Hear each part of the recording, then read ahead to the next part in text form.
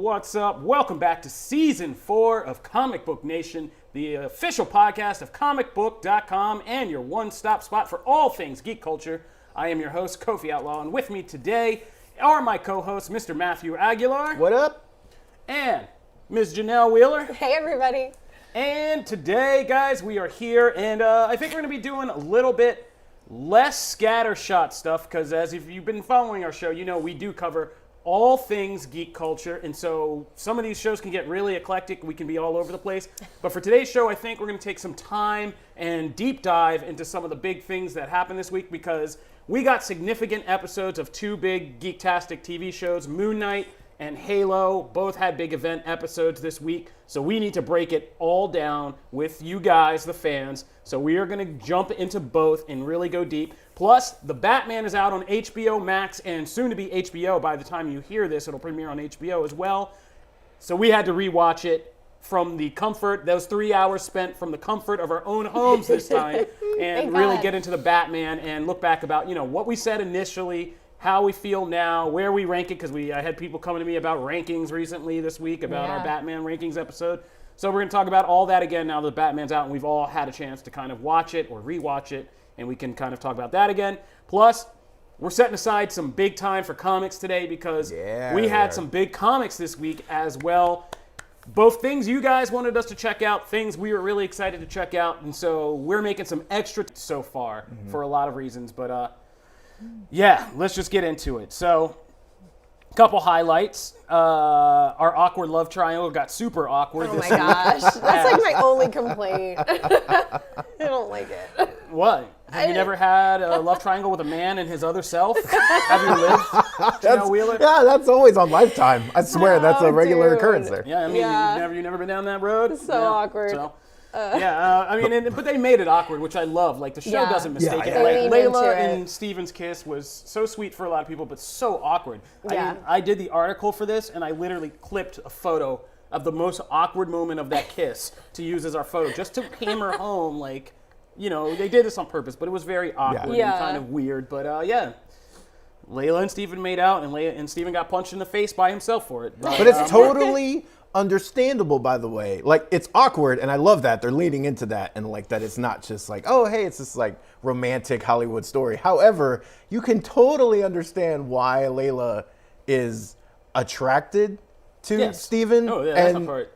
But I love during the kiss, you can even see this like, oh, this is so weird, but like I don't like it. No one knows where to be, but like he's all the things that she wants Mark to be, She's an and you idealized, understand, you know, like I think they've done a really great job with that, because it could have been terrible. There's a definite pattern kind of forming where Steven's like the light ideal Mark, and this other personality is kind of the dark, terrible version of him, and Mark is kind of in the middle. Yeah. And they're kind of setting it up that way, so it's kind of a, you know, like phases of the moon. It's a light, it's a dark, and there's something in the middle. Synergy. Brywood says Steven is her Build-A-Bear. That's a great Oh my God. That's a great comment. Yeah, he's just that rebound. He's that rebound booty, you know how that goes. So yeah, that was awkward, but we get into this tomb.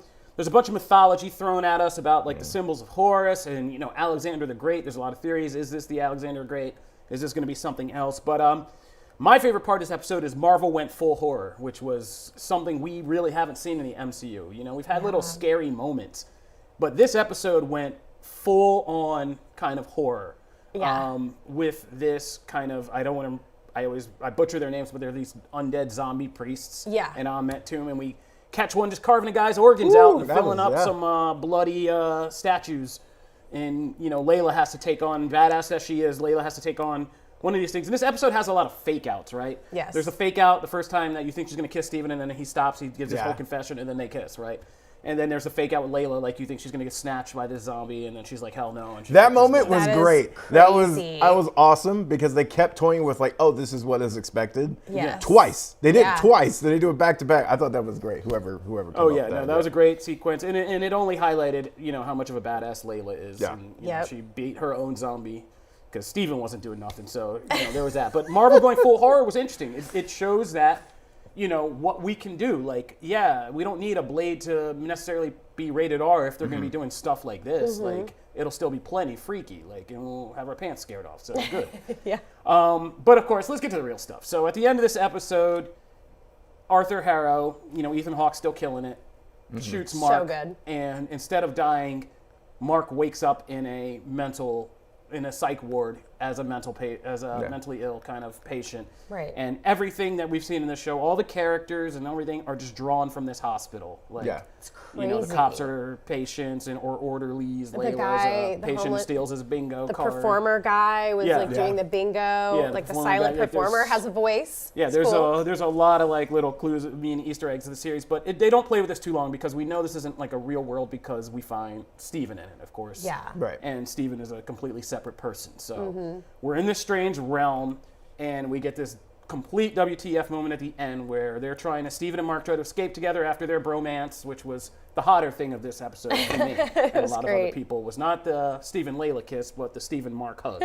I love And he the gets to the door, and we bromance. get this kind of hippopotamus, great. right? Yeah. Yeah. I'm And, gonna butcher that name. It's Toirette. Yeah, okay. I Tourette. never say Okay. it correctly. Tourette. So, okay. Or Tourette. Oh, I think it's Tourette. Yeah. Yeah, I'm not The Egyptian. god and I'm of not fertility, yeah, right? Yeah. Yes, Yeah. she's a god of Well, fertility. it gets a little bit kind of, it's a lot of crazier. That's the simplified version. She's the god I of was going for fertility. totally simple. Tourette, like many hippo. The hippo is a kind of complicated symbol in Egyptian culture. It represents a lot of things. It represents strength, but also danger, disorder, kind of like vengeance or justice, a lot of stuff.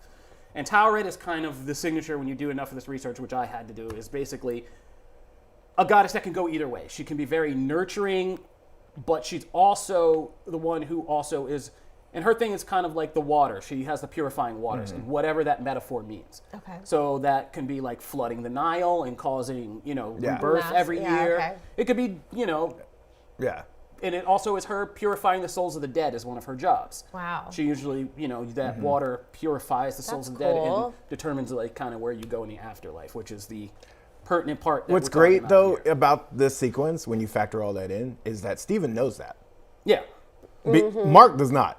So I just love that, like, they're both screaming, But for but different it's Steven reasons. screaming Yeah. because, oh my God, could this mean like we're really dead? Do we need to like, what is she gonna? Why is she here? Yeah. And Mark is just screaming because there's a hippo talking to him. Yeah. I love that. Like, I love the back and forth. so Of course, great. we gloss. We're gonna get to the other piece of this sequence, right? Oh yeah, for sure. Which are the Which sarcophagus? is the Oh my third God. sarcophagus. Yeah, yeah, And yeah. this is Jake. It's got to be Jake. I mean, they've been hitting it at the whole I series. mean, yeah, it's Jake. It's got to be. There's Jake. even like some people have even broken down that there's a shot in here that may reveal Jake's face for the first time. Oh, wow. It's when you think it's Mark talking to Steven, but he says something like, come on, buddy, or something like that. And it's people have pointed out that if you look at the reflection, there's a reflection that shows he might have a mustache on. What? And that Mark has never called Steven buddy ever. No, he's never Wow. done And so that. like, that's not Mark that's talking to him in that moment. So Yeah. that theory's out there. People have been saying that like they may have just Interesting. snuck Jake Lockley That's already in really there. Go back and look at the cool. episode. I will, yeah.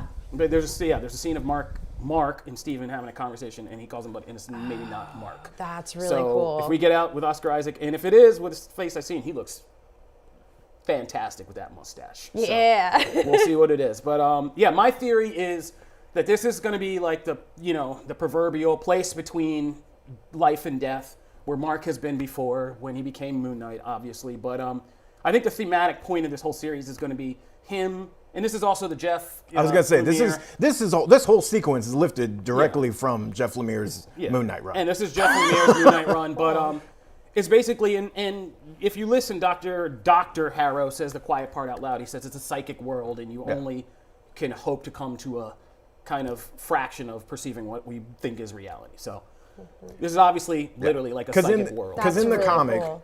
it was Khonshu creating that, but the point was so that Mark could not. He would stop not acknowledging his other personalities as separate people and trying to isolate himself, and he would accept them as like, hey, this is all, we all need to actually work together. And that so makes that's why by sense. the end of that series, Mark's in a very different place of being able to kind of converse with yeah, his other call selves because upon he's them, kind maybe? of accepted he's them kind as of a part of composite, him. yeah. And That's that's cool. if we follow this same through line, which this very much hints that we are.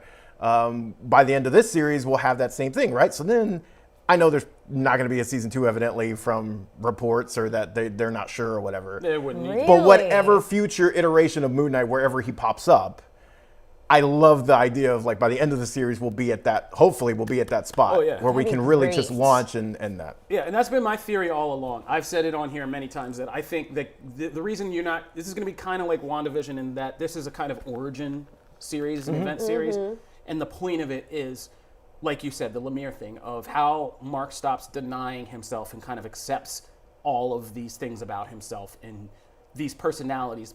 He becomes a composite hero, right?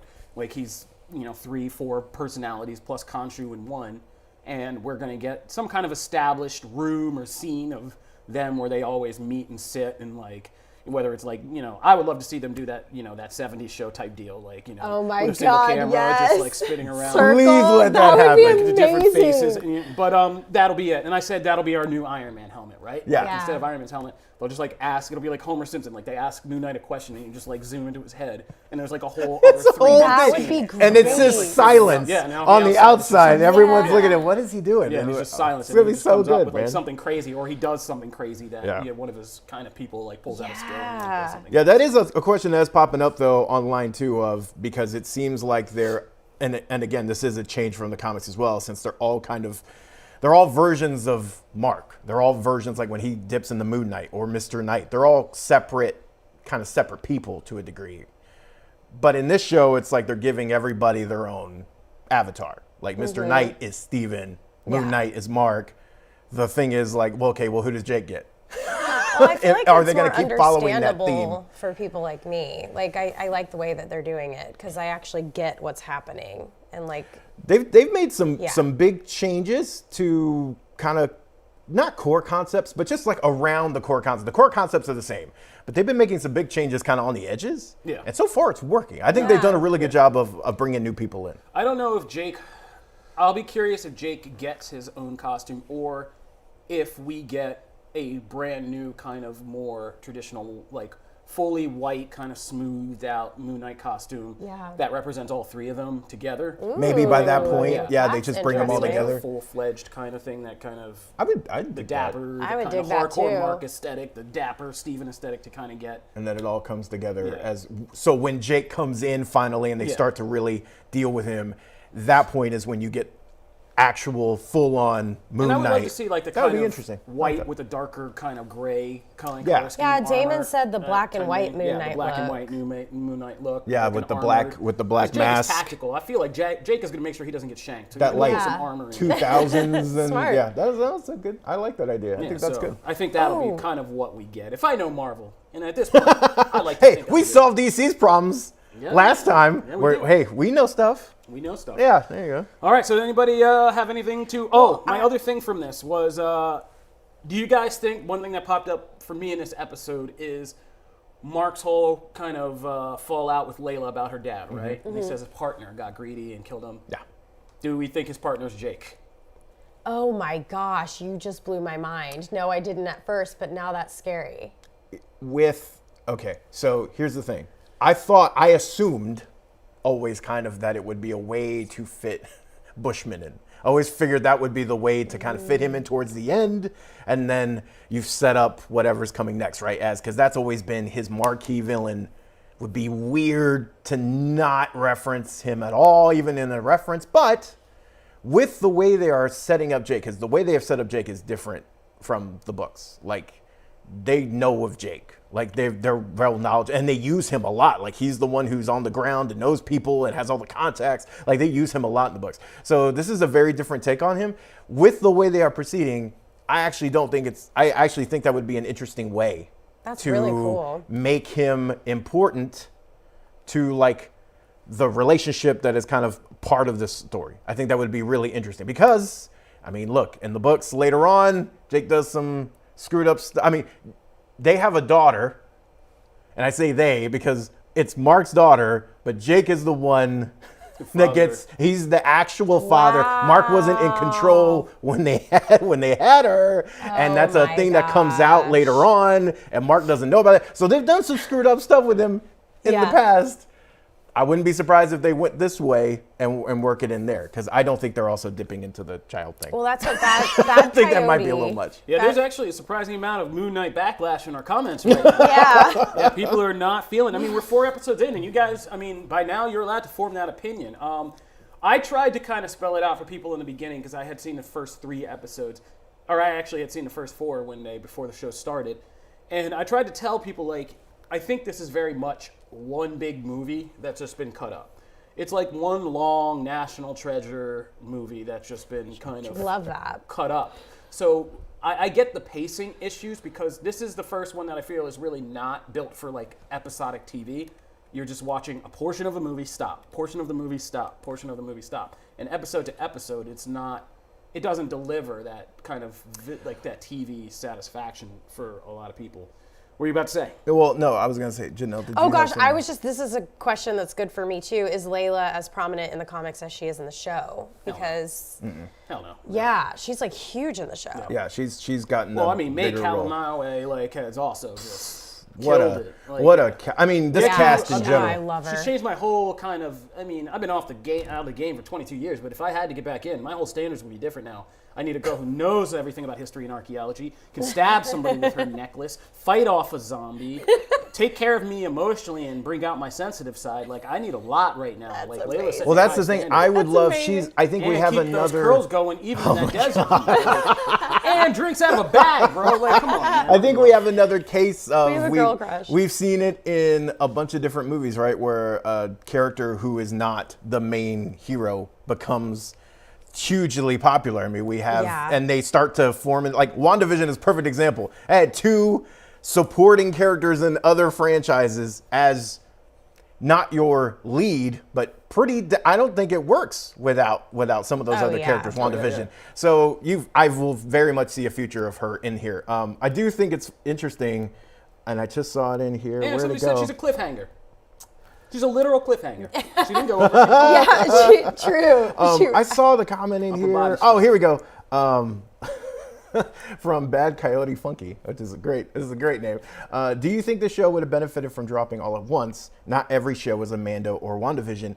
So far, to this point, without seeing the last 2 episodes, because you just never know how things come together, I would actually say I would have preferred, I think, just the way the story, it hooks you always for the next episode, but not in that way of like, I think it will play out better as a trade, as we always talk about in comics. I think this plays out better over a whole 6-episode arc, and I would love to give this to somebody like, hey, the first couple episodes is going to get you in, the middle it's going to slow down, but you're going to learn a lot, and then hit that finale arc. I think this would have worked better, an argument or at least as well. I'm kind of split because, like I said, I saw the first 4 episodes as a batch, and so I got to binge them. And I can tell you, like, it starts to bleed together. There's so much that bled together in my head that I couldn't. I mean, so when it came time to review it, and we were sitting down and people were talking about, like, okay, so what do you want to do to review this? I was like, I don't even remember. Like, I got to go back. Well, see, I had to do that too. I had to rewatch. Yeah. But, I mean, to be fair, in my case, I read the comics. I watch the shows the day or 2 before the show. A lot Otherwise, of info. I will also it will just become all murky, and I don't know what I don't know what happened. I have to watch it close. I think that episodic thing lets me break down each episode and pick out a lot more details, like week to week, and see what people's what other people have been picking out, because there is quite a bit stuffed into each one of these episodes. And week to week, people have just been doing a good job digesting them. But like, also, I can understand why.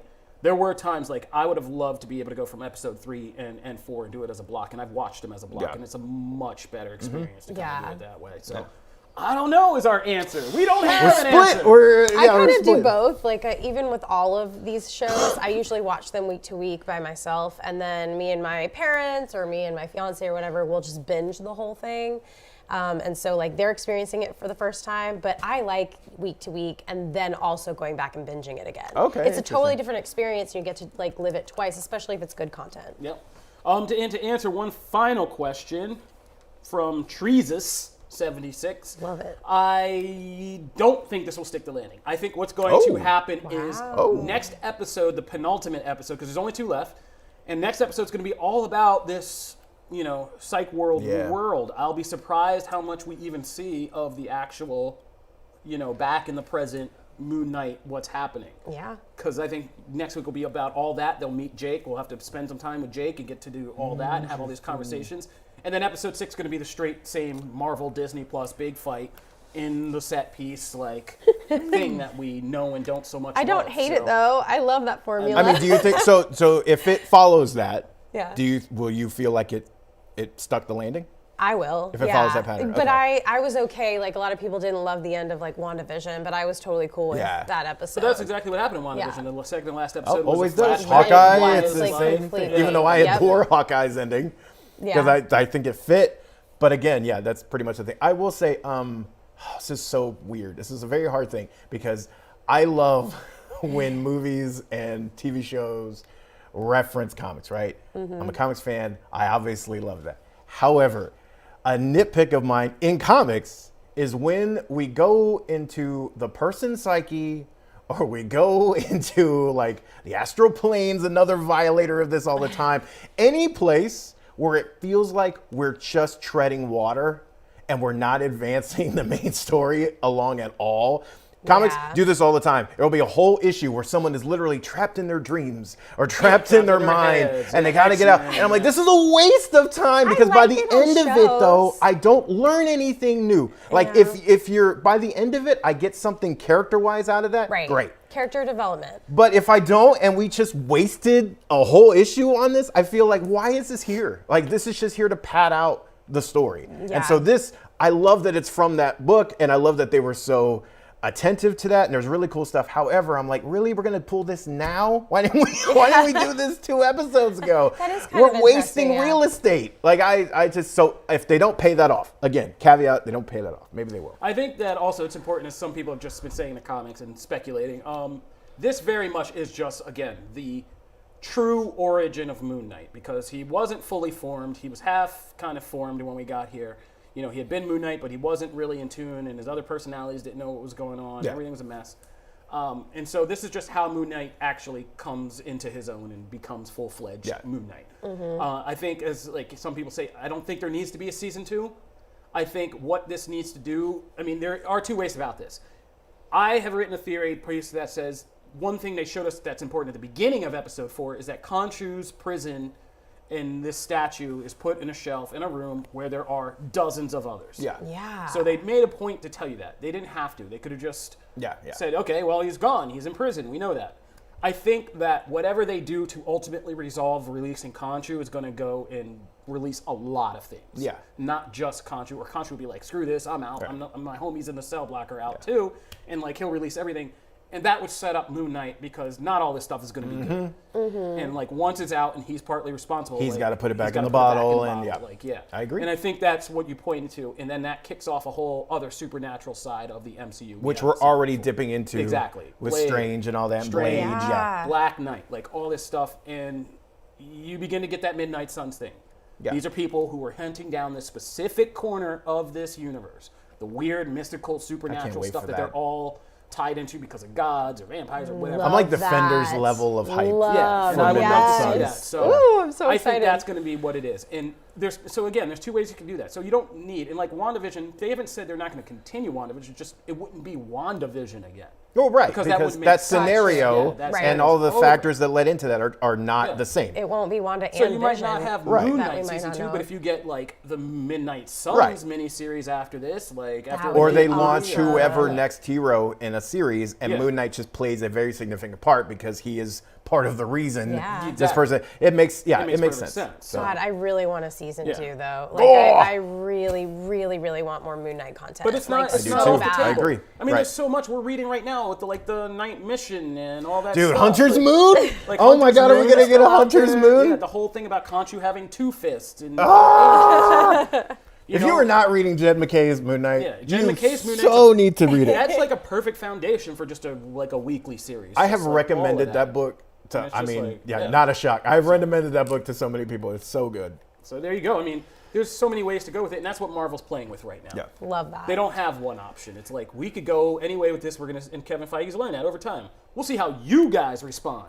and then we'll sell you what we're gonna do. Yeah. So it What's seems the most money? It Where's the seems bag? Moon Knight caused some more controversy in the comics than I thought Moon Knight would actually Yeah. cause. So let's get to the next big thing that has caused a bunch of online controversy. Do we want to take a break first? No. before we give it a- We're going. We're rolling Okay. through. Let's just talk about Halo because I got a lot to do. You're sabotaging your own self. You're the one who had a big comics window agenda for this episode. I cannot waste any time. I agree. I'm trying to cannot move. waste that I'm real trying estate. to move on. You cannot waste that real estate. Trying to move to our next It's topic. really easy to talk about these shows. Okay, I really mean, is. Halo's not a long thing. You guys are crazy for hating on Halo. Halo's awesome. Like, in this episode, I think it's the penultimate. Is this the penultimate? Because there's only 6 for the first season. No, is there wait, only Don't 6? quote me, man. I don't Whoa. know. I'm Oh asking no, we're you about guys, to have my a brawl fellow in the listeners. podcast No. room. Please don't let there All only right, be but 6. look, whatever it is, this gotta look it up episode, now. episode 5, was dope, right? Oh my Like, and gosh. yeah, I don't think since Game of Thrones, a show has shown me, like, sounded the battle cry and had me sit up in my seat and be like, oh man, it's going down. Yeah. And sit up and pay attention and just be like, okay, I can't do anything now for like the next couple minutes.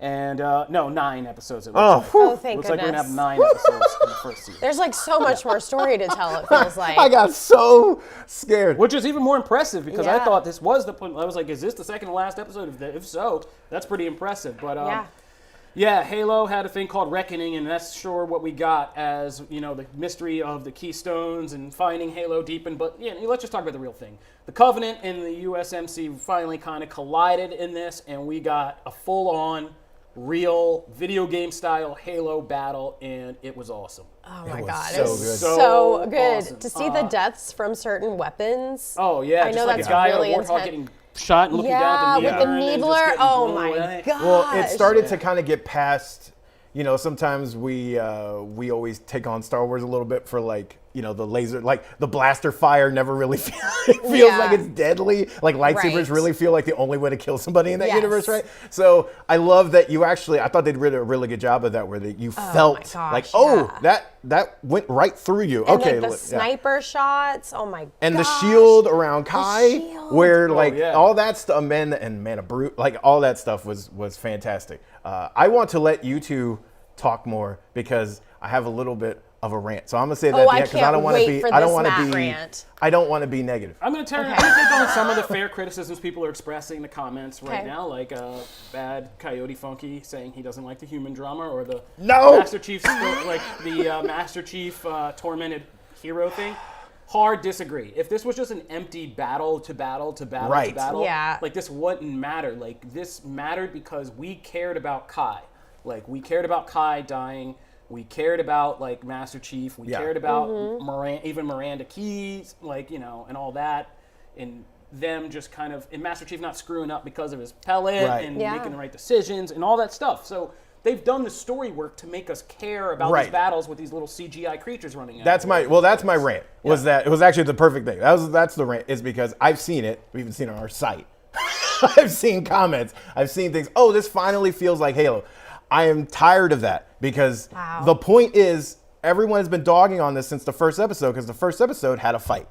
And then in the other episodes, we get all this actual meaningful character development to then build to another fight. This fight does not feel as epic and as heroic and as all the things, right? You don't feel the tethers there unless all the other episodes exist. Right. And so to simplify, I feel like that does an injustice to Halo. The Halo is nothing but dudes running around with a gun. And like, yes, at its core, yes, that is the gameplay. It's the third person gameplay. But people always talk about those games with like building up the lore and propping up the story and the characters. And yet the show is getting simplified to a point of what we don't have the shooty shoots. Yeah. Well, okay, which then the games don't evidently do the other? Like you can't have it both ways. I don't know. I feel like it's a lose-lose for Halo's show-wise. They get hit from both directions. I care about these characters. That's why when Master Chief owns, Yeah. at the end, I'm not just writing it off as, oh, of course he owns because he's freaking Master Chief and nothing hurts him. Yes. Instead, I was like, that moment was such a great payoff and finally showed like, oh, this is Master Chief. He's like, this is what we love. But you don't get that unless you invest. And so I don't like the simplification. I've seen it in a bunch of headlines, and you people are crazy. I don't know why the show is getting so much hate. It's awesome. It is so good. I mean, Anyway, the world is a hateful place. Bro, I can this attest. show People are pulled just off- trying to find things to hate. This show honestly. made a line that, even Will Smith dropped that line and it just landed dead. Oh, we're some sort of Suicide Squad in the Suicide Squad movie. Yeah. This episode had a line that said, Cortana, I know how to play the game. And Yes. Oh my God, I loved and it that worked moment. so well. I love and I was like, that should be that. so cheesy. But it worked so it well. was so good. He's like, I got it, Cortana. I know how to play the game. And That I was like, so so do good. I. Sidearm. Yeah. But that's and it made it work. And I was just like, that should be so cheesy, Yeah. but Yeah. this show makes it work. And I like all the human drama, like She the creeps human me drama out. stuff. Who? The alien The girl. human alien, Yeah, the human covenant girl, the chick- priestess. Oh, the chosen blessed Yeah. one? Yeah, she she's great. Yeah, she's creeps me creepy. out. I love her. Yeah, man, that whole thing is great. Seeing her now kind of come into contact with Master Chief and him almost blow her away, but kind of get fooled is great. Like I liked the moment with the kind of military guy. I forget his name. The black dude, the leader. Halsey's husband. her dad, right? Yeah, Or he's his dad. he's Yeah. great. Yeah, when that scene with him and Master Chief, when he kind of lies straight to his face and is not sure whether Master Chief believes him or not. Just like that's the human drama. Like that's what made Game of Thrones and shows like that. If you guys remember, the battle episodes were just like special event episodes. We got like one a season. Yeah. Most of the time was just people going into rooms and talking to each other. Like Yep. that's Game of Thrones. That's most of these shows. And a small Yeah. fight here and Yeah, there, a but it was small fight. typically a personal or between kind of one side of it. It Yeah. wasn't this massive thing. And yeah, I don't know, man. I think it's good. And I love the grunts. I love seeing The them grunts were run around, great. all that Yeah. stuff. It was great. I love that. But I don't feel anything for Kai unless I have those episodes, and that was Yeah. so good. It was so good. I love this show, man, and Just I seeing feel a Spartan bad. deal with Yeah. that kind of in the moment going to PTSD from the amount of violence they're seeing, like all that stuff. Like it's all interesting. Halsey is. Oh yeah, and Halsey's just She is, but Yeah. and I also I feel bad because every week I watch this show before I watch Moon Knight, and I feel like I'm doing a disservice to Moon Knight every week because I should switch it around, but I'm not let down by Moon Knight. I'm just never as I was pumped when I saw that. I was like, I need the next episode now, and then I yeah. watch Moon Knight like, oh, I'm good, okay, I'm going to bed. Yeah. I mean, I'm kind of with you fault. on this. I save Halo for special times to really focus. Also, I can't watch Moon Knight at any time of the day other than I feel you on midnight. that. I literally had to just have really dark. all my lights Yeah. off in my office to have that. I don't know what it was. It's not actually been that way on previous episodes. Yeah, it's this episode was just super It was dark. a Tomb episode, yeah. Yeah. No, but Yeah. even out when they're at the Jeep and she's got the flare, none of that stuff actually has to be that dark. And I'm not talking I about don't dark care because about it's the at night. darkness. I just wish all the episodes would release It was just together so weird. we could hype it up all at one time, at a decent You time. guys got a lot of first world problems. All right, just some things in the comment before we move on. We're not comparing the writing to Halo to Game of Thrones. Yeah. Halo has a new creative team. I think everybody agrees there were some problematic things in the creation of first season. Mm-hmm. We're just saying that the format of Game Yes. of Thrones is conversations, and Yeah. socio-political conversation was the real And heart the of that format show. is getting critiqued Yeah. on Halo, and that's why it doesn't really, doesn't that really part make does not sense. make sense. If you don't like the writing, totally, I'm not gonna, we that's can't- that's subjective, I'm not subjective, gonna discount that. But what I'm saying is people put the thing of oh, it finally feels like Halo because we had guns. And I'm like, that's so oversimplifying Yeah, a that's- franchise yeah, for that people who shows you- build this up as, the story and the lore matters. What I think is Yeah. interesting, though, and we've had this feedback online, is that people who play just the Halo video game seem to be the loudest opposition. People who got obsessed with Halo and read all those All the external tie-in stuff, yeah. novels and all that other stuff, they seem to be okay with this show. Wow. Because even though it's different than that stuff, than the canon they read Yeah. and those things, they're their minds are open to the idea of Halo being a deeper, more expansive story Than featuring just the what's in the Marines, games. I agree. more Spartans, the Covenant, and they're open to that idea. Yeah. So we've been getting good feedback from people who are actually the diehards. It's people who, just like you said, or just like the run and gun, like that's all I care about people are the ones who are like, get me the more of the running and gunning. And so Which looks awesome, and it's awesome. Yeah, I agree. I do want more of that. So, yeah. Yeah. So that's Halo. All right, so that's Halo. We're going to take a break, but when we come back, we're going to talk about rewatching The Batman now that it is streaming on HBO Max and about to air on TV. And we're also going to take a lot of time to talk about some good comics that we read this week, so please stay tuned for all of that.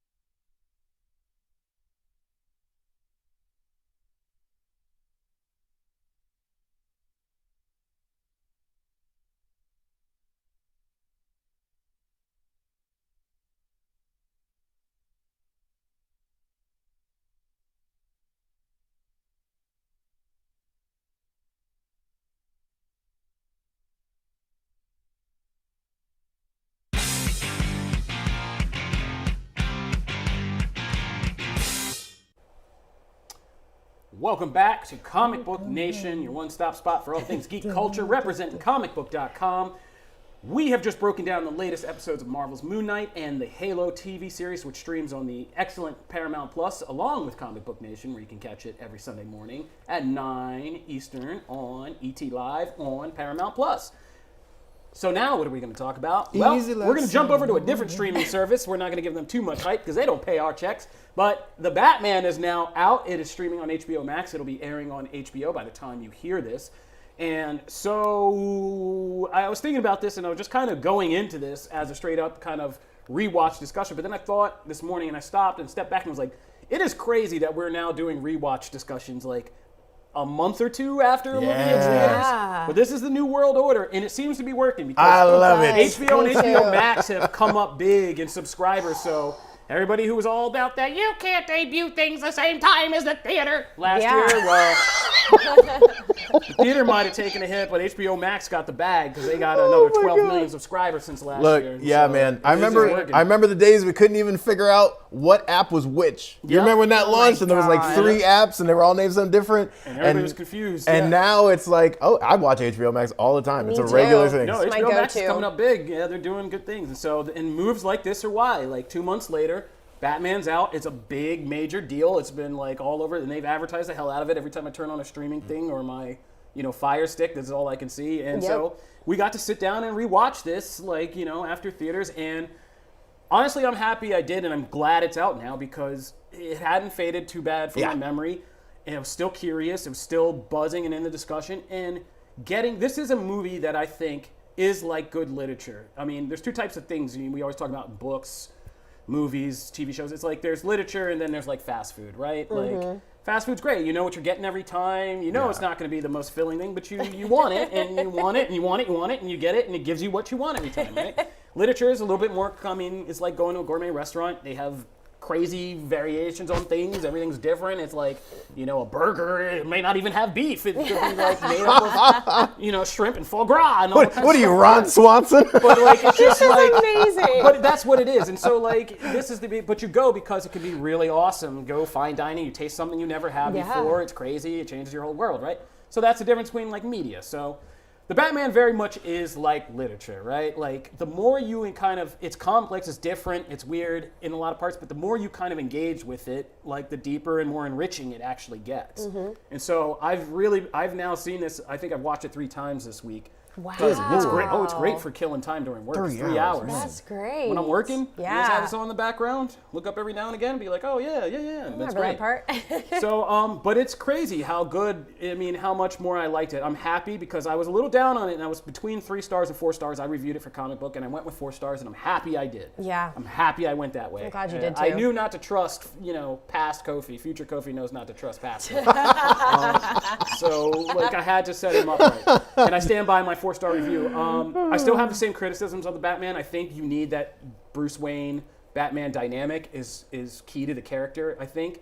But Pattinson is by far the best to do this in the costume. Like he's in the costume most of this film, and the more you watch and the more the deepness and the subtlety of his performance in this is really good. Yeah. I take back some things I said. Like first, he is a much better investigator than I thought. In the case itself, He holds is. together much better. He's once he's you a good detective. get But deep he's, like, into subtle. it. Yeah. And but he's not, and that's the thing. Like he's very not like I'm the smartest man in the room. Yeah. I have the upper hand.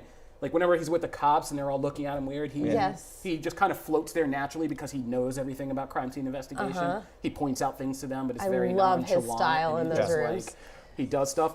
But the larger story in the case and what Reeves has done as a film noir detective case is just, it's crazy. Like we did an article about one thing, like if the first time you go to the Iceberg Lounge, there's a shot outside that establishes like, hey, there's the Iceberg Lounge. And if you look across the street, you see Riddler's apartment lit up, and you see him at like a thing, like peering at the thing. And there's like other little things. There's things like at the funeral scene, there's a guy that doesn't know Bruce Wayne's Bruce Wayne and starts talking about the rich people. That's the infosil guy he beats up at the end. And like, there's all these little stories in here. The story with him and the boy that comes up at the funeral. Then again, and the boy is ultimately the first one who sees the scary Batman with the flare and is like, I trust this guy, and like I'm with him, and that makes everybody else kind of go. And so there's these cool little stories in there that make the whole thing actually work well thematically about Batman. And there are all these. He's not perfect in this. He makes mistakes. He gets things wrong in case because he's too obsessed. He's too angry. He's too driven. And this is the story of him kind of realizing, like, man, I messed this up because I was too, obsessed and driven, and I got to do something different. And they do that story really well when you kind of look back at it. It's a much more interesting kind of take on Batman and the year 2 of it all. So Yeah. I mean, in terms of my rankings, I think I still keep it 4 because I don't think it's better than 89. I don't think it's better than Dark Knight, but I do think it is. I firmly say this is better than Batman Begins as a Batman franchise starter. So yeah, I agree with you on that. I honest to God, I can't even remember my rankings. Like, I think I had this higher than that. No, we all had it 4. We all had it 4? Yes, I said people have hit me up about our rankings this week. Like we all picked the Batman at number 4. Wow, Was it 4 or 3? that's like 4. We're Almost like 4. united Yeah, we're top 5. front. That's I know. weird. That's strange that for never us. happened. I know that was crazy, but no, we all had it at Yeah. exactly number 4, and then with good reasons. I think you were the one who had Lego Batman. I love. We all had like Lego Batman was Batman, 5 Mask for of me. Phantasm, 89, and Dark Knight. We're all. And you was can't. the That's There's really nothing hard. arguing about that. Yeah. Right? So no, I think we did good. I Yeah. think we did good. But what'd you guys think? Batman Rewatch. Man, I was about this. I think that I was in a weird headspace for some personal reasons the first time I saw this in the theater. We definitely were. And so when I went back and I watched it this week, it was so rewarding, especially after really reading a lot of comics, especially seeing a lot of the Bat and Cat stuff. And just seeing that on the big screen, this young Batman and Catwoman, like I was obsessed with Catwoman in this, and I don't recall feeling that way the first watch through. I just like couldn't take my eyes off of her, and I just loved their chemistry. Yeah. And for me, like this watch through was that's what stood out the most for me. It was their relationship. It was so addictive. Like there was so much heat and chemistry, and I was all about that. And then honestly, being able to pause it and use the ladies and like grab popcorn, it played out so well for me. Yeah. And I was nervous about the sound effects, that they wouldn't come through well without having like the big, huge speakers. It still was so good and impactful and moving and freaking fun. Like it's just good. Like this is so good. For me, the weakest part of the whole thing is the Riddler. Like everything else, I'm in love with. I actually liked Riddler more this time. Yeah. And I also like Catwoman more this time. Yeah. I think there's something about this film, and I think I have issues, but it's like the end of Girl with the Dragon Tattoo is very much the end of this film is very much kind of built off that. which is the end of Girl Dragon Tattoo, is kind of Elizabeth Salander figuring out she's not going to be with Mikhail Blanca from driving off on a motorcycle by herself. And this one's so sad to me for some reason because I was having this discussion with somebody who didn't like Catwoman in this after watching it, and we were kind of discussing what the roles were. But there's a very distinct, because we always have Batman and Catwoman having that heat, but it's usually they can't get together because Catwoman won't adhere to the kind of same dogmatic thing that Batman will, and she doesn't like that, and they can't ever get over that hump. I think in this one it's a lot different that you're seeing two very emotionally damaged people, like kids, with very serious like parental damage, family issues, who are trying to make a connection but can't do it. They physically like can't do it. And one thing that was weird is, they were so, I remember them having this heat the whole time, but I couldn't remember when I sat down. I was like, did they actually kiss in this movie? Yeah, I couldn't remember and that I couldn't either. remember it. And they actually kissed twice. Wow. And I was like, wow. But it's such a, they kiss, but it's such a kiss between two emotionally stunted people that they don't even know what to do afterwards. Finally, the last scene, they don't kiss.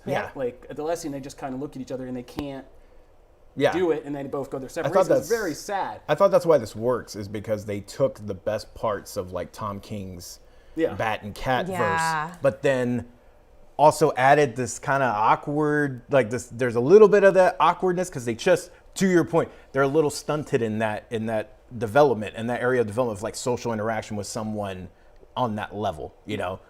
And even in, man, this is hard because Batfleck has been my favorite Batman for a minute, but Pattinson, man, he's either right there or he's a little bit ahead. I will give him right there for now. I have to really think about that. Ahead. Yeah, me too. He's so good in the suit. That's the thing. He's That's amazing the thing. in the suit. Nobody can crack. Yep. How to be in that suit and make it work, and he has to do it the whole time. Like his Bruce Wayne, I don't love, but I've yet to there's no one other than George Clooney, because literally he is Bruce Wayne, like in real life, that has nailed Bruce Wayne. Like he is though. Like George Clooney is this like dude with a lot of money, very charismatic. Kind of when he turns it on and he can be in a room full of socialites. He is Bruce Wayne.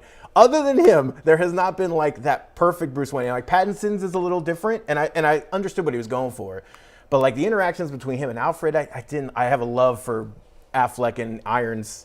That their interactions for an Alfred and Bruce, I adore. Like I will never not love theirs ahead of everybody else. I'm Team Pattinson. Let me just make that clear. But he has the perfect Batman voice. He's my favorite. Yeah. The perfect Batman voice. Not too much, but for like has an authority and a presence. Young. I just love seeing this perspective of like a young. Yeah, he's good as a young Batman. He looks great in a suit, and I think I got up to pee the first time I saw this in the theater, and so I missed the scene between him and Alfred in the hospital. Yeah, and I didn't realize like that is like very much the emotional crux of this movie. And I did not see to a that degree. scene. Yeah, and it's just like and I was like, wait, that is some heavy stuff I missed the first time where.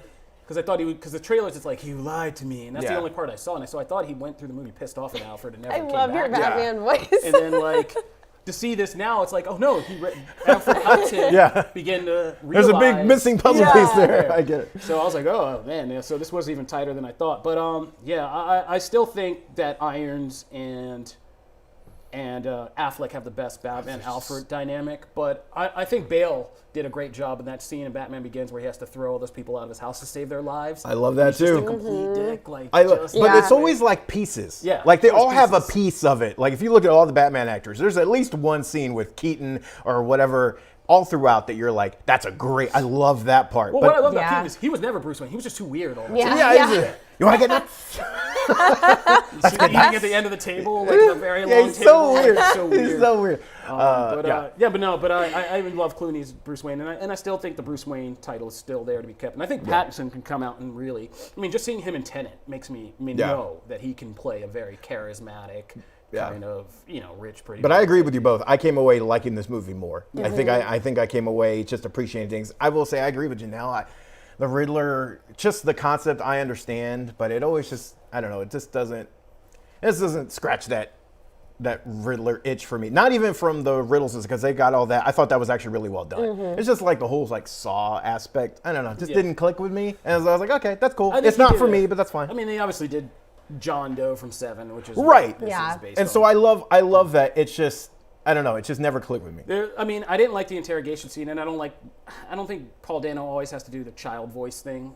Yeah, it's creepy. But Yeah. like him in the diner when he's just like looking through the window at Batman and like smiling at him, like that was creepy. Yeah. That's like, that's really But yeah, creepy. really But dug yeah, it. the Batman, great franchise start. I'm really psyched to just play in this world and see where we go. Agreed. I would Yeah. love to see Penguin like in his series. Oh and all God, that. he was so good. I can't believe I didn't say anything. God, I didn't realize how good he was. What are you showing me? Oh, dude. Also, Matt Reeves needs to admit that it isn't Colin Farrell as Penguin, and it has all been an elaborate prank. I agree. Farrell, man. I think He's it's so great. good. But all right, that's our Batman rewatch. Yeah, let's move in the comics. If you guys haven't done that, fire it up. Let's get to these comics this week. Matt. And we're starting with the Batman. Batman, the Night, number 4. We've been following this series again, kind of this is actually a perfect segue because it deals with his origins and kind of coming up, and it's almost like a pre-year 1 story. Because obviously in the year 1 story, he was already Batman and things like that. This has been we started off kind of lukewarm on this. I think we were kind of split on that Yeah. first issue. And since then, I think it's become a favorite. Here we deal with, he goes to training on the mountaintop. But what I love is more, while that's the whole framing device of this particular issue, it's really just about Bruce discovering his limit as far as what he's willing to do. And I think that's an interesting concept because we've always seen that reflected in the movies and the TV shows of, his code. He won't kill, he won't use guns. Like there's certain things, well, he gets a little close to that in the Snyderverse. He uses kind of gunnish weapons. But and he almost kills people, but he doesn't really kill people. But everywhere else, he's got that code. And here we start to see some of that form because up to this point, he's been learning like how to be a thief. And then from Descartes, he learned how to be a detective. And here he's learning how to be a fighter. But we're seeing even then that, there's a great scene towards the end where at one point, and by the way, spoilers incoming for these comics. At one point, they're teaching a move. And he's like, that move is literally only used to kill people. There is no other reason for that to exist. And I'm out. And that's when he's like, and his friend Anton, who he's kind of befriended over the course of time here, because he's been here about a year, he's like, you're really going to come this far and like not finish out? You're almost done. He's like, there's no reason. If I lose a piece of my soul if I keep going down. And he's seen some of the people who have come in here as well since he's been there. I just love that. And then, of course, we get him kind of confronting the sensei or the master, sorry, and then a big fight and stuff, which is really cool. And also him, we talked about in the Batman of like, he's grasping, he has social, issues with like, do I have friends? Should I have friends? If I'm wanting to do this for my life, I should cut all of that off because that's a weakness in a lot of people's eyes. So we see him dealing with that. All that stuff is really interesting, and it's just fun to see that explored in a different way. We always hear about the code, but we rarely get to see it kind of in action like this, other than very binary stuff of like, I'm not going to use a gun. I'm never going to do that. Right. Here it's explored in like, he explains why. It's really, I really dug this, and I think I would love to see this explored in some other way. I really think they could do something really fun with the Night overall. I will be interested. This is 12 issues, correct? I believe it's 12. 10. 10? Okay. Yep. So we'll see how it gets towards the end to where maybe they pull that off. Yeah. But so far, so good for me. Yeah, and that's kind of the theme of what we're doing in this kind of what we were talking about, this comic segment is we're not just highlighting comics which we want you guys to absolutely read, but we picked some ones that we thought this week was interesting because we thought all of these are concepts that would be interesting to explore beyond comics. Like if we're talking about things for these larger franchise universes, Batman the Night has become one of our favorites, I think, because it highlights, as you said, like a time period that we know is a firm part of Batman lore, but nobody has really gone in depth about, which is what was kind of the, treasure quest of Batman going and getting all these necessary skills he needed to become the Batman. Batman Begins, of course, did it a little bit with the League of Shadows and kind of skipping it. But there were these different elements. There was investigation, learning the criminal element, learning martial arts and all this stuff, and all of these things that the Night is actually taking us into and making into stories. We've already met like awesome characters like that. Miss Robinson, Lucy, French thief. Yeah. Getting to more, you see different sides of characters like Ducard and stuff like that. And now this one is, the ninja aspect of Batman, and it's very interesting again.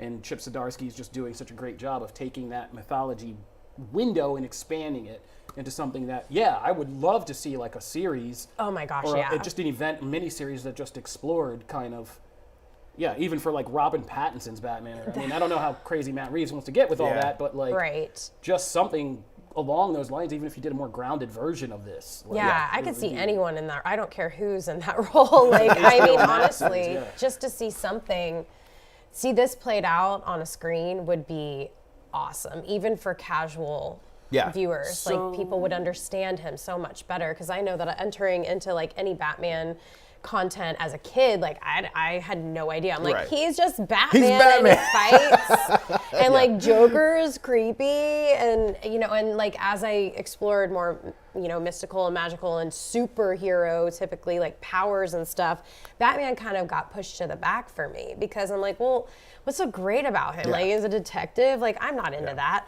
And after like even the movie that I just rewatched, and then this comic specifically, it gives me that story of who he is and how he's that way. And I love that. Like, I feel like we need more character development for a character that we like know so well. Right. But gosh, this would be so cool. I mean, look, it's amazing that they're still able to wring new elements out of these characters that have been around 70, 80 years. We talk about it with Spider-Man all the time. We talk about it with Batman. I mean, it's impressive. And yes, it's mentioned in the comics, but Chip is taking over the Batman book, the core Batman book. And I am very excited for that. I was already excited because Chip is great anyway. He killed it on Daredevil. He's killed it so many other places. But after this has really made me excited for his full Batman. Mm-hmm. My only question from this issue, and maybe I missed it, and maybe it's just an obvious question, but is Anton somebody we know? Is that Ghostmaker? No. So because I was actually curious, I looked that up. Like I was like, okay, is he using a different name? Because Ghostmaker's name, I don't want to butcher it. Mispronounce it, but it's not Anton, because I double check, I confirmed. Anton is someone in the comics. I believe he goes by Night Slayer, but he's a very and also they don't ever mention this guy's last name, and so you don't even know if he's the same. He's actually Anton Knight in the comics. I have no idea if this is the same character. They do make a very pronounced like hey, my name is Anton, kind of like, hey, look, it's this person. I don't know if this will be him. Okay. So I'm kind of with you. I'm kind of waiting to see how this. And it looks like from the end of this issue, we're gonna get more of them. So I'm intrigued by that. Yeah, he's a little sneaker. This is like a retconned version of Ghostmaker. Because that's who I assumed it was initially, was Ghostmaker. Because that's part of the mythology now. So I was just like, this is the first time we're just getting a rewrite with Ghostmaker in it. All right. Anyway, so we're gonna find out more about Anton. So, let's move into Hulk number 6. Woo. A totally, completely different tone to this series. Man, Donny Cates is just. I was excited for his Hulk run after Venom. Okay. I did not see this run coming. There's just no way to see, oh, hey, we're going to turn the Hulk into an engine, and we're going to have a starship, and Bruce is going to be driving it, and we're going to go to different worlds. And I would have never seen any of that coming, but that's what's so bad. Donny Cates something insane. Donny Cates has hate for the 616 universe. He always is trying to get out of there. It's so good. And the art, my gosh, Otley. Yeah. Look, he was on Spider-Man, and he was great on Spider-Man, but I didn't necessarily love that Spider-Man run. Good Lord. Let this man draw Hulk forever. Draw everything. My goodness, it's great. So, here we get the big kind of climax to this initial arc. It should be out in trade probably in a couple months, so I would definitely recommend that as all one. But this brings us to, it's a big action-packed thing, but what I love about it is that, like the other issues before, but I will say even maybe more so than some of the issues before, there's a lot of Bruce just dealing with this dark version of Betty that has taken over. But my favorite thing about this issue is really that he has to confront Hulk. And there's a scene towards the end, and it's maybe about 75% of the way through, where the doors are open. He goes in there because the engine's not working, and the door opens finally because they've been teasing this for all the issues, right? And Hulk is trying to tell him something, and he's just like, "I'm sorry." And that, I don't know why that landed with me so well, so much, because this whole time you've seen Bruce he's so angry at at Hulk for like stealing whole sections of his life. And you understand it, but he's still also gone a little nuts, right? He's gone a little much over the thing. So you're just really conflicted because you're kind of like, okay, he's saying sorry. I don't know. I was rooting for Hulk in that moment. Also, just me too. I've been rooting for Hulk the whole time. I feel so bad for the Hulk. And then he shuts him back in, and you're kind of hoping that moving forward, there's at least a little bit of we can maybe work together in this, but it doesn't spell it out for you. It doesn't go, hey, here's the hope. It's just subtle enough to kind of, there's a sliver there, and I love that moving forward. I really dug this finale. But what'd you guys think? Well, I mean, I think there was a subtle thing in there, and it took me a while to think about it, and I actually kind of went back and looked at it. But he gets trapped in the engine room with Hulk after. Well, first let's just go over the larger thing. So this issue was, the big hype thing was there's this new Hulk persona. Yeah. And Donny Cates has been throwing these interesting queries at us since the beginning of Starship Hulk, which is, the assumption was Hulk was created as this safety valve for Bruce Banner's repressed anger and trauma, and Hulk is a safety valve, or is the manifestation of that. What Donny Cates says is like, no, Hulk is actually the safety valve that keeps Bruce Banner from becoming whatever he would do as Bruce Banner with all this negative emotion as part of his matrix. Yeah. And so it's kind of, Hulk is just a way of protecting all of us from him, this evil Bruce Banner. And that's what we kind of got in Starship Hulk. Because the other world, and I had to go back because there was so much going on in these books, I had to go back and step back and just look at the larger story. He goes to a world where that Bruce Banner's gamma experiment didn't go wrong, it went right. Yeah. And so Thunderbolt Ross took that and weaponized it, and they've just been mutating heroes and everybody into Hulks this whole time. And the world is like just destroyed. The world's a horrible place because of that. And it's kind of a metaphor for, again, if Bruce Banner didn't have this safety valve, what would his mind do? And like, how would it affect the world? And it's not a good look. And so what this issue does is it kind of makes a reveal through this Betty entity who's been creeping around since the beginning, which is, I love, is, they put the thing in plain sight. And you just thought it's a manifestation of Bruce's psyche, like whatever. But no, it's this other entity that's just been lurking around, and it's Titan. And it's, after all the crap Hulk's been through, Hulk needs his own kind of release thing, which for him is something exponentially more powerful and crazy, which is this dark entity Titan, which is not, I mean, they say it's gone now, but obviously there's it's no not way it can gone. be gone. So there is this upper limit to like where Hulk can hit that's gonna, which is nuts because they established here like he took on Galactus. Yeah. He took on like all the who are the other, there's like a bunch of characters they throw in there. The Living Tribunal, Thanos, Adam Warlock, like they throw everybody in there. But I really thought the things they explored in this series are just so out there and fun, but they, again, Cates, what he did in Venom, he layers in this very like interesting, conflicted person at the center of it. I'm very curious to see where it goes, but also, we talk about DC with Elseworlds all the time and leaning into that multiverse thing. This is ripe for a one-off, like, I don't think you need to do the main continuity Hulk, or like, I don't know if Ruffalo's going to step away or whatever at some point, so maybe like they bring in Walters, right, to kind of step into this role. I don't know if you need to do that. I just think this is a perfect like Disney Plus. I don't even know if it'd probably be more expensive than a Disney Plus thing, honestly. Maybe it's a movie, but a one-off. Like, it doesn't need to be connected to anything to me. Like, that's what makes this cool. It's still connected because of comics.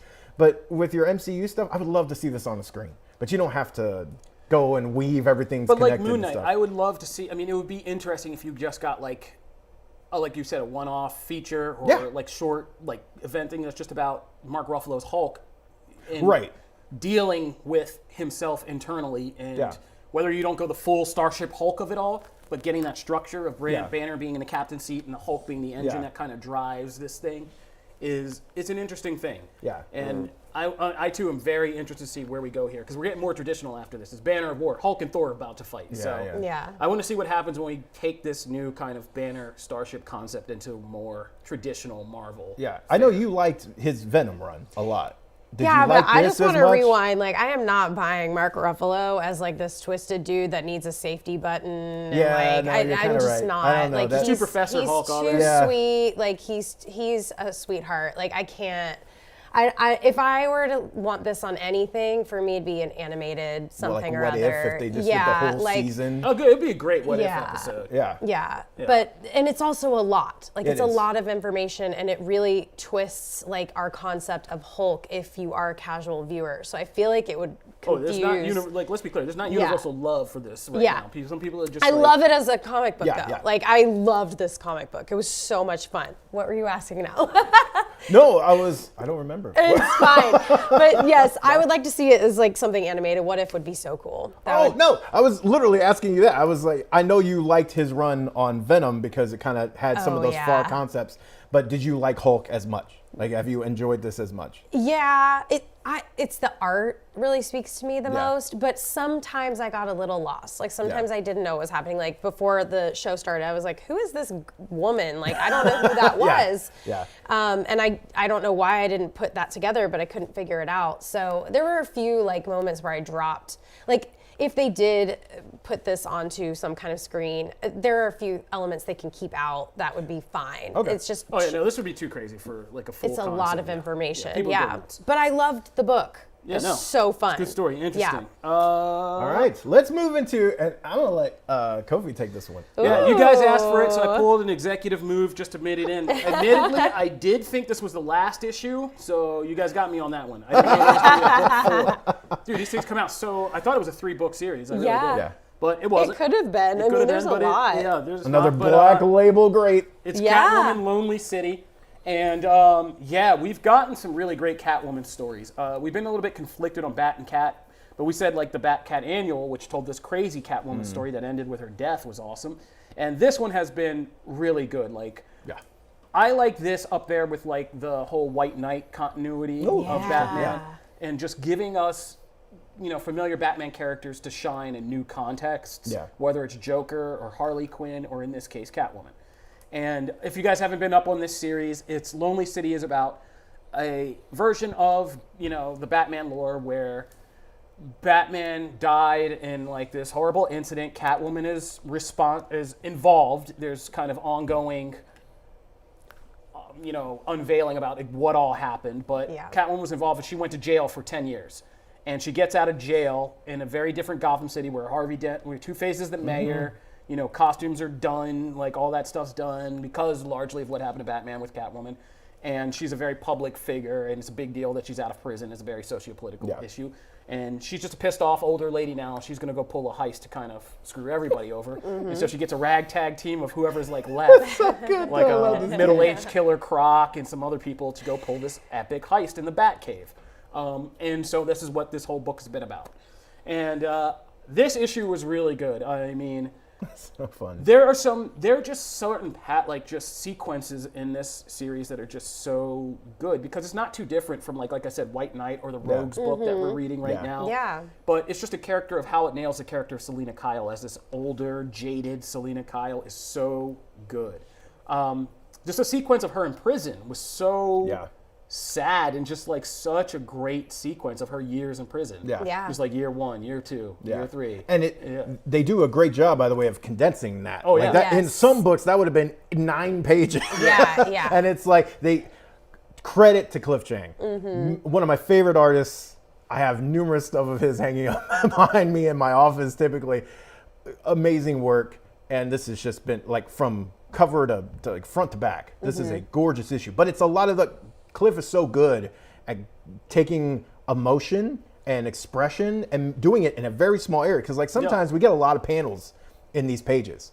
And the thing with her friend, it's not even something you see. She comes back to her cell and she's like, "Hey, why are you?" And then the girl's just like obviously dead, and she's just like, "Oh no!" And like that's all you get. And you see that's her all you get. Alone but it conveys like everything you need to know, and not in a like you feel like you're gypped kind of way. Also, I really just love the Harvey Dent stuff. The Two-Face stuff is so good here because there's just that they plant that seed so well of, when he sees the coin, he's like, hey, so he brings up, he's like, what? The coin's kind of worrying me there. He's like, I'm fine. He's like, shut off the lights because he's got this whole election thing going on, and so you just never know. And that's actually what they did really well in White Knight was that for the first series, especially when Joker was still kind of back and forth, and then for the second series, he was going between Jack Napier and Joker, and you just never knew. He would switch sometimes from page to page. And Batman's discovering this as you are. So it's like, it's not Jack anymore, it's Joker. Now I have to change my whole way of addressing him. And it's just, Two-Face is really interesting to see all that. Great book. Yeah, Great book. it was a really great book. I'm glad you had us read it. I'm like really, really glad. It was emotional. Yeah, no, a lot of fans are stumping for this, and it should be. I mean, this is one of the greatest Catwoman stories I've read. Yeah. And it should be kind of talked about. And it is really good. And just, like I said, it is 52 pages, but it was gripping. And you get a death that made me like... I was emotional. I was actually emotional on both of those. How hardcore Black Label, man. Yeah. Not... Black Label. Well, and it trips you out too because Chang's artwork is not aggressively dark. Yeah, it's not aggressively gritty as some of the other Black Label books have. They lean into it with the visual style. Here, they don't. So when something like that hits, it still hits, but it's like you're not bracing for it all the time. So it even like lulls your defenses down and then it hits you. For this, and Bri would actually call this the Catwoman Dark Knight Returns. I think it's actually a really good way of addressing that. That's fair. Yeah. I think it's great. And also I think, look, with the Black Label stuff, like this is what we're talking about when we're saying the DCU or DCEU or whatever they call it at some point in time. They have so much. This is ripe. It's all there. Yeah. All the world building, all everything. It's not even like, sometimes we talk about comics and it's like, hey, they take one part of a story that was done 30 years ago and that was never developed and then they run with it. Here, it's done for you. Could you imagine Michelle Pfeiffer coming back? Oh my God. Stop. Could you imagine that? Stop that would be it. amazing. Like, Okay, how do we make this go viral? This don't needs know. to happen. Guys, spread this on Twitter. We want to see Michelle Pfeiffer come back. We need Do this. Catwoman Lonely For City, this, like an event thing it'd on be- HBO Max. Like, yeah. Oh my God. gosh. I would She's love still that. out here. She's playing Betty Ford in like that First Wives thing that's coming up. So she's still at it. She's still outside. Michelle Pfeiffer's still the GOAT. Let's Nice. do that. Yeah. I That'd be want to see great. that so much. Yeah. Her icing her, getting injections on her knees and dealing with all that stuff. And Yes. Like, yeah, she'd be great. She would just And kill just being that like role. a far like more cynical kind of totally. She'd do it differently than Tim Burton. Yes, Right. obviously. Cynical, Right. but just like that would be amazing. Oh my God. Yeah, in this version, and just like the kind of nihilism of Catwoman in this, like, is this like her final run? Is this she's gonna? I think Leslie kind of questions like, "You dying from this? Like, you plan to die on this, right?" Like, she's just like, And then just the sheer fun of like when they finally find the entrance to the to the Batcave, and like Poison Ivy's there, and like, hey, I helped. Like their little ragtag crew, Riddler, even the stuff between them. Oh yeah, Riddler is and Selena. so good. Like, hey, just don't stop talking. Like, don't Don't overthink it. Yeah. I'm trying to get laid. Don't overthink it, Eddie. Like, there's just so much. the way to this that they book. just do this kind of geriatric version of these Batman characters, like they're all so old. They've had these lives now, and they're like. Yeah, there's been a lot of places, that like- lately. Also, I love the way Etrigan is talked about a lot, and he's and the back and forth between him transforming and stuff. I love how they finally like he's telling her constantly like, hey, like take this seriously. Like, when I change, it's like a real thing. And she's like, yeah. Can you just bring him out for light? Nonetheless, they just need light. I'm like, you couldn't think of anything else Oh my to light up God. this place other than making this man transform. And then it's just bones, and you're like, insane. oh my God. She's like, I'm so sorry, Jason. Yeah, he just bones you like, oh. No, but Cliff Chiang, I mean, does that, and like, yeah, he almost nails it. There's a lot of Eastern sensibility in what he does in his drawings, and he does that kind of Eastern, almost like manga style, like where there's used serenity, but like there's so much emotion in even the most kind of serene scenes and moments, and he does it so well. So we will move into our fourth and final book, Big DC Week. By the way, this is a great DC week because there's even more stuff. And we didn't mention Captain America Zero also came out on the Marvel side. But Nightwing number 91 was the poll winner. Thank you for voting on the poll. I love this. And also, I just love talking about Nightwing. I love talking about Tom Thank you to Taylor Max books. Burner's accounts. I love talking about Tom Taylor books. I love that actually this came at a perfect time because we talked about the last issue because I believe that was also the poll winner. Yeah. Wow. And this is kind of a two-part Nightwing and Flash Story, adventure. So it was Nice. perfect that we actually got to talk about this one. I adore these two together. I just love the friendship that is there. And the best part about this is for anyone who went through all the Rick Grayson years of reading those books, which I don't know if you know, at one point he was shot. Dick Grayson was shot by KG Beast, who he fights in this. I definitely put that together very And easily. then he was shot in the head, and the damage and everything, he was kind of later convinced and stuff. He went by Rick Grayson and forgot all his Nightwing stuff for like a year. It had to be a year. It felt like 8. Wow. It had to be at least a year. It felt like 8. And that whole time I was just like, oh my God, just give me my Nightwing back, right? So it took us a while to get there, but we got there. And so this is a great callback because, again, it doesn't even poke fun. It just brings it up. And I just love Wally's whole dialogue as he's talking to KGB as he pummels him and is like, you hurt my friend.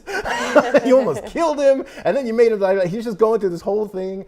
And Wally West, look, Flash, I've never been the biggest Flash person overall, just in comics and everything. But when he is used right and he's paired with people that he can just that provide such a great contrast, he's amazing. And in this, I think it's such a great spot. I almost wish Nightwing was in the CW verse. Oh my gosh, that would be so cool. Because this dynamic is very much the dynamic he had with Arrow. Yeah. In the Arrowverse, he has this with Arrow. That's actually a great point, and I love that relationship. But and Arrow's not as fun as Nightwing, right? Because he's just not as upbeat. Nightwing is way more fun. Yeah. So I just like, man, I wish he was in the CW verse already, and we could just do that. Yeah. Because who knows what's gonna happen with Flash? I'm just like always thinking of like Titans in my head for whatever reason, and then it's like very strange because then I'm thinking of like CW Barry Allen, and it gets very, and then I start thinking Wally, and I'm like, oh my gosh, this is, I need to pull it back. And but this was a great read, and I'm really glad it got selected too. Obviously, like the story's progressing and everything's pretty great. Their chemistry is just so good. It's so lovable. You just can't but smile through all they're talking. He's like, "Are you? I've been checking in on you like several hundred times a day." Sweet. Is that stalkerish? And he goes, "Yeah, kinda, but I'm happy you did it." Like, it's really cute. It's so good. Yeah. So I would love to see this on the screen. Oh, me too. Yeah. I mean, I think Tom Taylor has kind of taken us back to that classic Titans type stuff, and fitting time with George Perez and everything kind of resurfacing this week. But it's that kind of classic Teen Titans feel that now that these two are adults, and it is very much kind of a throwback, fun-loving DC kind of feel. And it's good to see both these characters, Wally West and Dick Grayson, kind of. I'll say Wally's had his own trials and tribulations over the past 2 years, so it's cool to see them both in classic form and doing what they do best. We'll let Heroes in Crisis and all that stuff with Wally. Let's let that go. And this is cool to have these two back. So that's comics, man. Cool. All right, that'll do it for this episode of Comic Book Nation. We want to thank you guys for tuning in. As always, we are your one-stop spot for all things geek culture, representing Comicbook.com, where you can always go to find more about everything we are talking about and so much more, like anime, wrestling, gaming, Star Trek, Star Wars, horror, movies, TV, Marvel, DC, we have everything. So, Comicbook.com. If you just want to check out more Comic Book Nation, we are live every Friday, live streaming on both Twitch and YouTube and Facebook. If you missed a show live, it's okay. As soon as it's done, those all compile into nice, easy videos you can watch at your leisure. If you just want to listen to the audio of the podcast, go on Apple Podcasts, Spotify, Stitcher, any of your podcast platforms. We're there, and you can download and subscribe to the podcast. Leave us a 5-star review. Also, we are doing this episode live right now, but in case you missed the alert, this week we dropped 2 episodes. This one we're doing now, plus a bonus episode we did with our new Comicbook.com segment, Creators on Creators, where we get popular creators from different places to come and sit down with each other and talk to each other. So we basically just stole that whole, what was that, varieties, actors on actors. That's great. We just did something better. This is Creator on Creators. We're going bigger than actors. So it's got Brian Michael Bendis. So our first one done by our friend Adam Barnhart, who friend Mr. Vincent D'Onofrio, and was here for that interview. Adam does tons of awesome Marvel interviews, and so he got Bill, and I don't want to. I always butcher Bill's name. Sienkiewicz? Sienkiewicz?